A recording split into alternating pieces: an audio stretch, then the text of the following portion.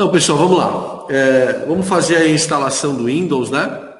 A gente vai explicar o que é um sistema operacional, vamos conversar um pouquinho sobre a necessidade de atualização, vamos verificar quais são os requisitos mínimos para que isso aconteça, né?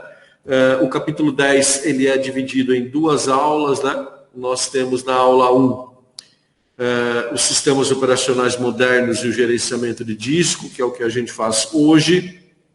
E na aula 2, na semana que vem, nós falamos aí da instalação e sequência de inicialização, tá bom?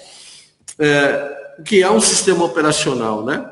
Na verdade, a gente usa um pouco sem saber qual é a essência dele, né? O que tecnicamente ele representa.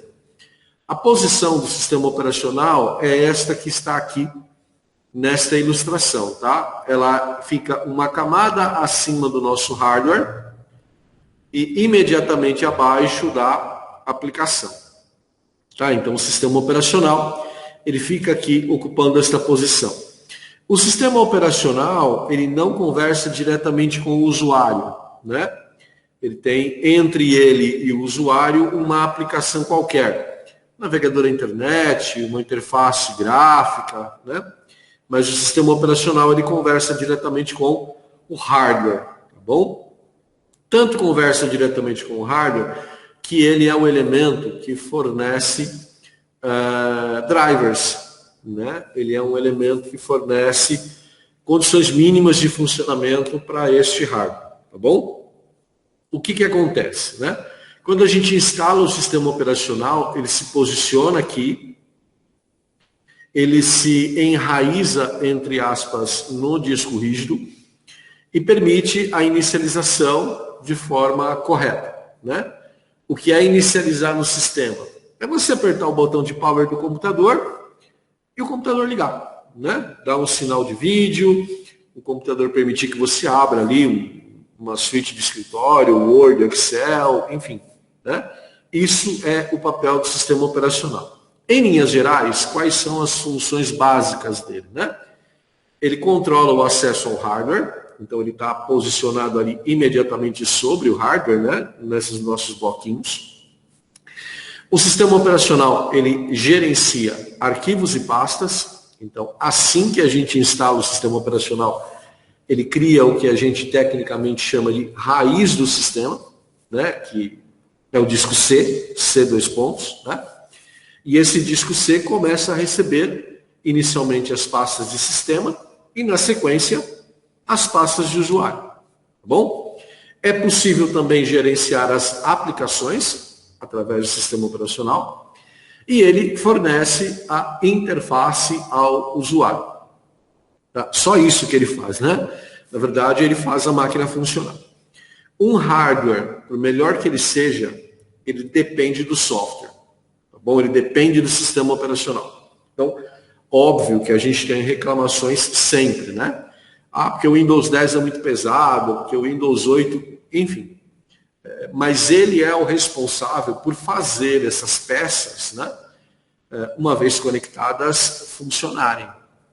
Ele é o responsável por permitir que você navegue na internet, que você trabalhe, que você estude. Então, são funções muito complexas, né? E que, óbvio, que a gente, como usuário, não enxerga os detalhes, né? A gente quer performance. Mas o sistema operacional, ele cumpre, sim, né? Os seus requisitos mínimos para funcionar e entrega para o usuário uma experiência, até certo ponto, sempre agradável. O que é a interface de usuário? Pessoal, nós temos dois tipos, tá? Isso vale para Windows e vale para Linux, tá bom? É indiferente. A gente tem sempre uma interface gráfica de usuário, tá bom? Que é aquela que tem os ícones, os menus, né? Então você vai lá com o mouse, dá 2 cliques no ícone, aquilo ali é uma interface gráfica de usuário. Tecnicamente, ela é chamada de GUI, né? Graphical User Interface, tá bom? É essa simbologia para ela. É o que a gente mais gosta de usar. E é por conta dela que a tecnologia e que a informática progrediu tanto, né? A facilidade de uso vem através dessa interface. Mas todo sistema operacional também é capaz de fornecer uma segunda interface, que é o que a gente chama de interface de linha de comando, tá bom? Command Line Interface, que é representada por CLI. Nessa interface de linha de comando, o usuário digita no teclado o comando que ele quer que execute, pressiona a tecla Enter e a partir daí o computador executa. Vamos entender o seguinte, olha. A interface gráfica de usuário, ela é um detalhe, né? Um detalhe aí entre aspas, é um detalhe bem grande, que facilita o uso. Mas quando você dá 2 cliques lá na pastinha para abrir, no fundo, né, o computador interpreta o clique naquele lugar e executa internamente um comando, né? Então, é algo que você não precisa ficar digitando ali para abrir a pasta. A interface gráfica se responsabiliza por esse processo. Então, são 2 ações que acontecem juntas, embora para nós, usuários, é muito mais fácil trabalhar com a interface gráfica. Aí você pode perguntar assim, legal, tem as 2, mas se eu tenho a gráfica, por que cargas d'água eu ainda tenho uma linha de comando? Né? O Windows 10 tem linha de comando, tá bom? Por que isso acontece? Bom, a linha de comando ela é muito útil para a gente fazer algumas outras coisas, como, por exemplo, testes de rede, comandos de performance, né, de rede, conectividade, e também por uma questão muito importante, que é quando a interface gráfica dá problema. Uma das ações que o técnico pode fazer, e aí a gente vai ver um pouco mais à frente, é acessar o computador através da linha de comando e resolver um problema da interface gráfica. Então, se você não tivesse acesso à linha de comando, você muito provavelmente não teria como consertar a interface gráfica, né? Porque ela não está visível, ela não está ativa. Então, é uma situação de conectividade entre os dois, né? É uma situação onde eles trabalham sempre juntos e a gente precisa ter os dois sempre à disposição. Óbvio que não tem um percentual para isso, né? Mas a grande maioria dos usuários usa ou utiliza, né, a interface gráfica. Muito mais fácil.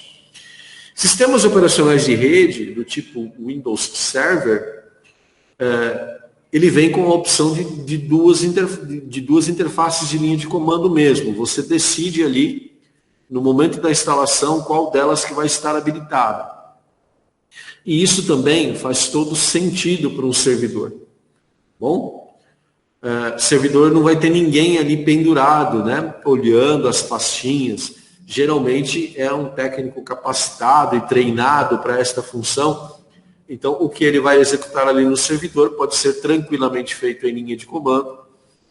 E aí você monta um servidor, por exemplo, com recursos de placa de vídeo bem mais modestos, né? A linha de comando não precisa de Full HD, 4K, nada disso. Tá? Então, também é possível. Então, algumas versões mais recentes do server já permitem, no momento da escolha da instalação, qual interface que você vai preferir. Tá? O server mais antigo, né, ele instalava a interface gráfica por padrão, tá bom? Mas você poderia usar a interface de linha de comando. Agora já não, agora você opta por um dos 2 caminhos. Tá? Muito bem, além de fazer tudo isso, né, tem alguns termos ou algumas características dos sistemas operacionais modernos que é importante a gente conhecer. Então, hoje, todo sistema operacional ele é multiusuário. Ou seja, usuários, pessoas diferentes ou contas diferentes podem trabalhar na mesma máquina. É aquela função, né, logoff, login. Tá? Então, você tem um usuário trabalhando na máquina, acabou o expediente daquele funcionário, ele faz o logoff, vem o próximo, faz login e continua usando a mesma máquina. Então, sistemas operacionais modernos são multiusuário. Também são multitarefa. Ou seja, ele é capaz de executar vários aplicativos ao mesmo tempo. você pode ouvir uma música, você pode digitar um texto, você pode enviar um documento para impressão. Tá? Tudo isso feito simultaneamente. Então a gente chama, ou a gente fala, que eles são multitarefa. Sistemas operacionais também são multiprocessamento, ou seja, eles podem suportar 2 ou mais CPUs. E aí a gente pode falar, inclusive, em relação a núcleos, né? Processadores com 4 núcleos, com 8 núcleos, todos eles são gerenciados por um mesmo sistema operacional. Então a gente diz que eles têm a característica ativa de multiprocessamento. E a última característica, a quarta, ela é bem mais técnica, né? Que é o multithreading. Que na verdade é o seguinte, ó. Todo programa, ele é executado sempre de cima para baixo, ou seja, da linha menor para a linha maior, e o computador vai executando comando por comando, né? No meio desses comandos aí ele tem alguns cálculos, ele tem algumas contas, legal? E o que o multithreading faz? Ele divide essa execução. Então, como ele tem os processadores modernos têm vários núcleos, né? Então ele pega alguns comandos, executa num núcleo, outros comandos ele executa em outro núcleo, algumas contas ele faz em outro núcleo, e essa ação de executar coisas simultaneamente melhora a performance da máquina. Então isso também é uma gestão do sistema operacional. Quanto mais processos em paralelo você tiver, melhor a performance do sistema, melhor é a máquina para o usuário. Então vamos entender o seguinte, ó. A grosso modo, como é que funciona? As linhas de programação, elas são executadas por pedaços diferentes da CPU, que num determinado momento ali juntam tudo de novo. Tá? Então, isso é uma característica técnica dos sistemas operacionais e ela é chamada de multithreading. Tá bom? É uma questão bem técnica, né? Mas é algo que, quando surgiu, alavancou muito a performance das máquinas, né? Porque os sistemas começaram a ser executados de forma mais dinâmica, de forma mais rápida. Bom?